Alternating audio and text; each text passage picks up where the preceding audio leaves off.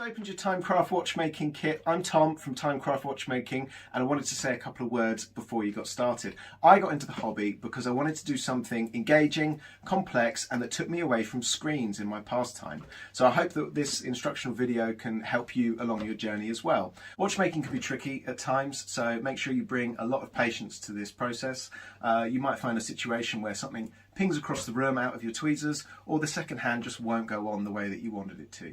Take your time, enjoy the process, and learn something along the way.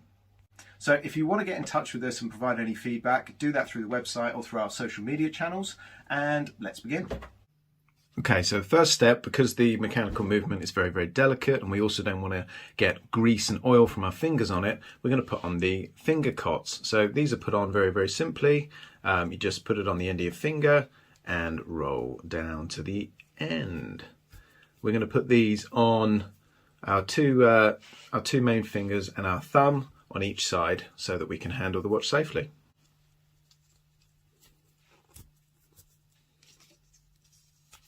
So the first step of the actual watchmaking is we're going to put the dial onto the movement.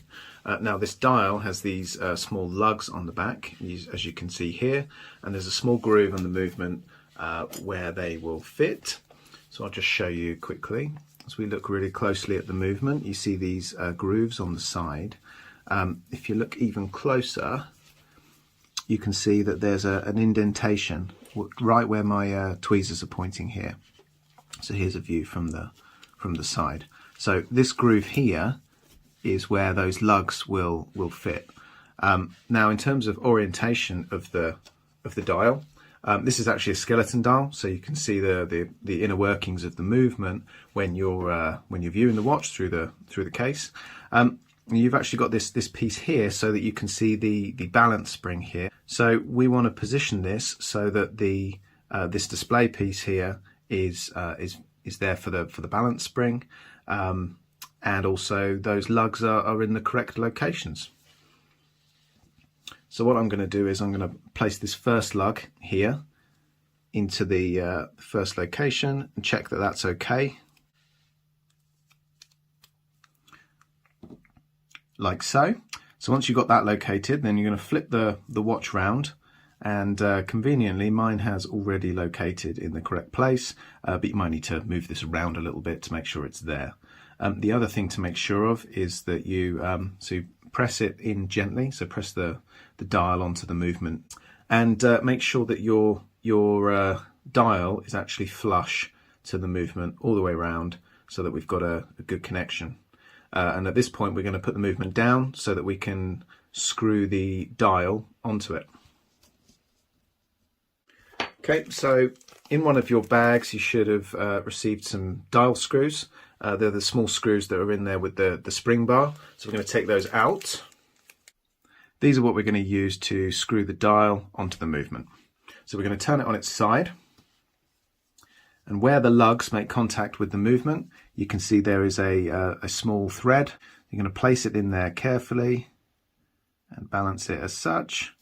You're going to take your screwdriver supplied as part of the kit, and then we're going to screw it in like you would any normal screw. So we're going to do these quite tight so that the dial doesn't fall off later. You don't want to do it super tight, but you want to get a bit of a bite. So at the point you start feeling contact, maybe do kind of another half turn so that it's reasonably tight and the dial's firm in there.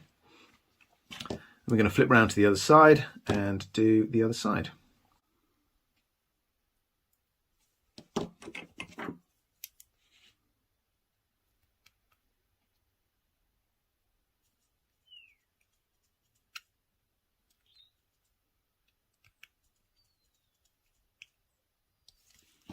Okay, excellent. So now the dial's on the movement, we're going to go ahead with the trickiest part of the build, which is putting on the hands. First thing here is that we're going to put the movement back inside the holder. This gives it a bit of stability on the table so that it isn't spinning when we're trying to put the hands on, and it also protects the automatic winding movement.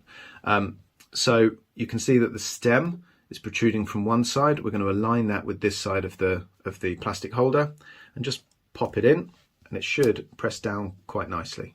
and that gives us a solid base for putting on the hands. Okay, so putting on the hands can be the most frustrating part of any watch build. Hands are extremely fiddly and they're prone to springing out of the tweezers, flying across the room and landing under a cupboard or something. So they can be very frustrating. They're also very small. So if you have any difficulty with eyesight, make sure you're wearing glasses, make sure the room is as well lit as possible, and that you can get as close to the movement as possible so that you can see where the hand should be located. If you're trying to locate a hand in the wrong spot, it doesn't matter how hard you push, it's not going to connect and it could damage the hands. So little warning, be as careful as possible, but also be patient and try and enjoy the focus of the process. We've got three hands. We've got the hour hand, which goes on first, the minute hand, and then the second hand. Now I've deconstructed a movement to show you where these should go on the movement. I'm going to switch across to that now. So we've got an hour hand, and this attaches to the hour wheel. This is the minute hand, and it attaches to the cannon pinion, which sits under the hour wheel. And then we've got the second hand, which sits on the shaft of the fourth wheel. If you want to learn more about deconstructing a movement and how it operates, look for the Timecraft Movement Exploration Kit, which is now launched. So what we're going to do is I'm going to show you where these fit onto the movement so that you can understand a little bit better.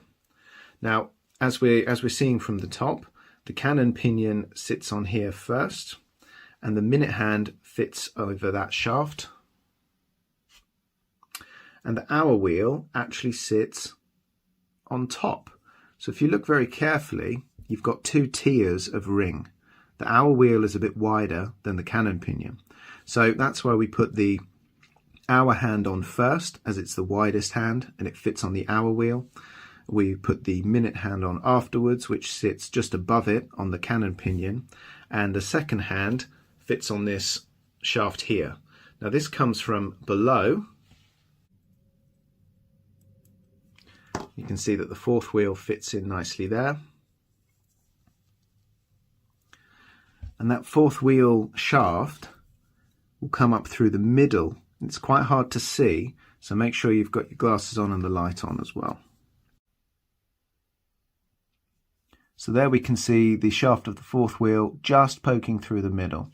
And that's where you're going to put the bottom of the second hand is going to attach on top of that.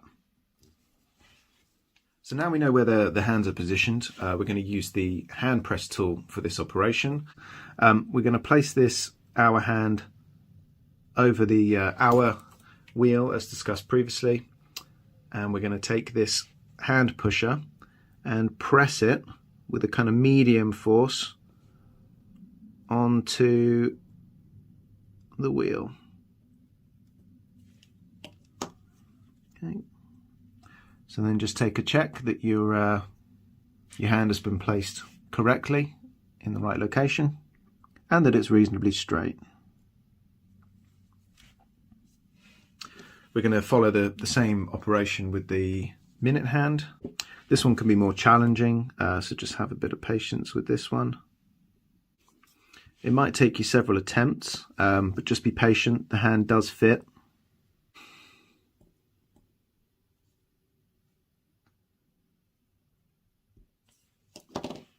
Okay. So just check your hands again that they're not going to cross over one another. If they are, make some small adjustments with the tweezers, or you can pull the hands off and start again if they're really misaligned or they're extremely bent. This should come up quite easy. Sometimes they're a bit harder, but you shouldn't damage it if you grab it near the ring. Okay, now, so I've reapplied the minute and the hour hand after just taking them off. We're going to go to the second hand now. Now, this is the most challenging part of the whole build. As you can see, that the clearance is extremely small between that fourth wheel stem and the bracket on the second hand, and they can ping out of the tweezers like you've just seen there demonstrated. One thing I would say is be patient with this one. Look really, really closely at where you're doing it, and alignment is more critical here than pressing hard. So for this one, I like to get the the hand presser ready in advance, so that if I make a good alignment between the second hand and that fourth wheel shaft, then I'm ready to hold it in place and press immediately.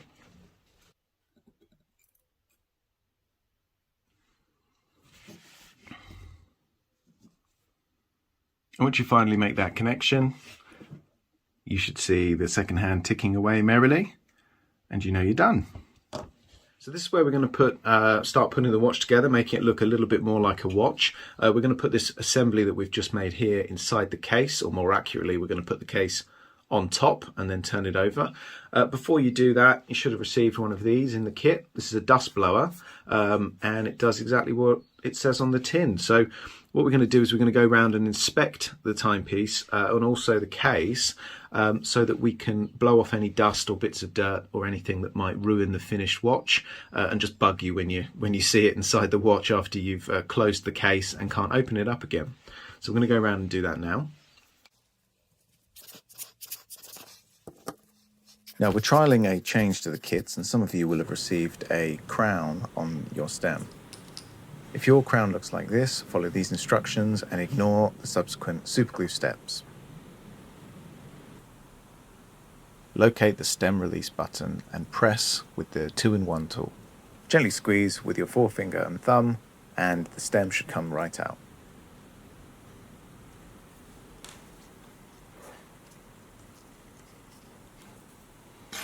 Okay, so now we're done with that. We're going to proceed to put the case over the top here. You should have a hole on the right hand side. This is for the crown later on, and we're going to line that up with the stem on the movement. Let's place that on top as such. Press that down a little bit so there's a bit of a kind of friction fit, and then we're going to turn it over and just press the movement holder in, make sure that it's fully inside the case. Now we want to get some alignment here between the stem and the hole for the crown. So we're going to just use the tweezers to pull this case round a little bit to get a slightly better alignment.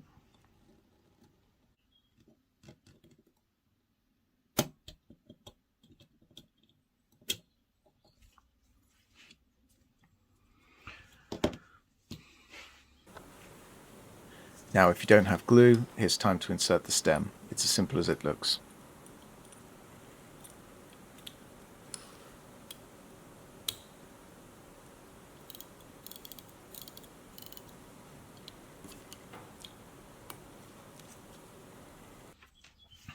Now here's where we're going to do our first test of the watch. So get the crown, press it in firmly and screw it onto the stem. Now firstly, you should see that the winding mechanism is working.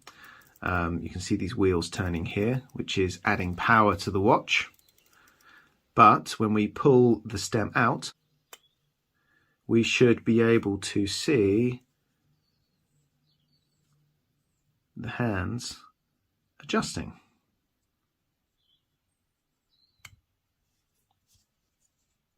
So now that we've confirmed that that's all working and we're happy with it, we're going to pull this out, take the crown off, and this is where you're going to super glue the crown to the stem.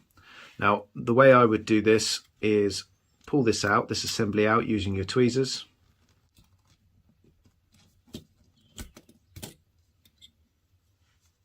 So we're going to apply a little bit of super glue here. We're going to put it carefully into the case, and then we're going to screw the stem on immediately. So I've just opened the super glue a tiny little bit, and I'm going to place a little bit of super glue on the stem as such. You won't need very much, and if you do too much, it's going to get stuck. I'm going to place the case back on.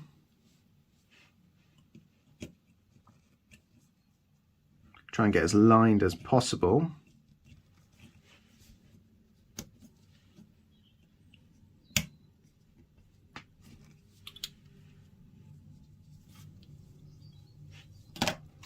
And now the stem is going to be glued to the crown.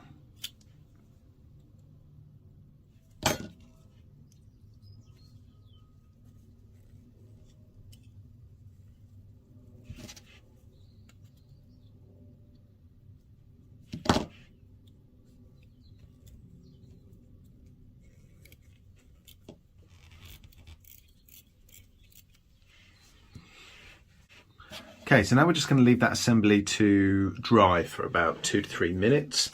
So I would now prepare your case press and then also the case back, and come back in 2 minutes. So this is the case press. And these are the platens that will compress the case together. I use the 44 for the front of the case and 36 for the back of the case. If you use one that's too large or too small, you risk cracking the case back. Now position the watch with the front case facing down and the rear case on top.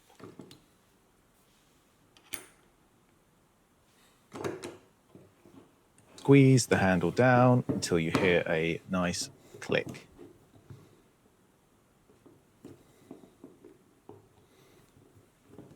Inspect the case and ensure it has connected properly. Okay, so we're at the final stage of the build process now. So what we're going to do is we're going to attach the stainless steel chain link strap to the rest of the watch. Now we do this using these spring bars here, and you can see the holes that the spring bars go in inside the case. So these on each side. What we're going to do is we're going to get one side first of the strap, and we're going to put the spring bar inside the hole at the top. So we're going to put the first side in like such, so that it's already connected, and then we just use our thumb like this to pull the spring bar back, line it up so that you hear a click. So there we go, it's nice and secure. Careful, because these can ping across the room, and we're going to repeat that process on the other side now.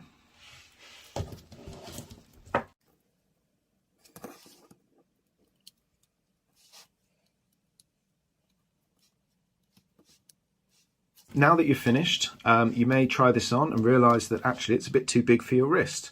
Well, with the chain link strap, you can actually remove some of these links to make sure that it actually properly fits.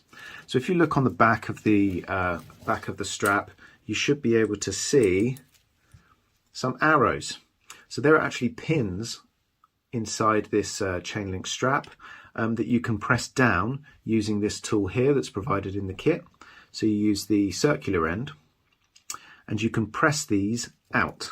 So if I take this one as an example, I'm going to press this one out.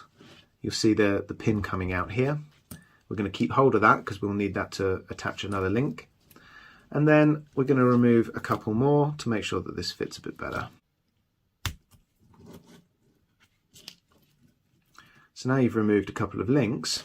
What we're going to do is use one of these pins to reattach as such. So we're going to put it in the same direction as it was previously.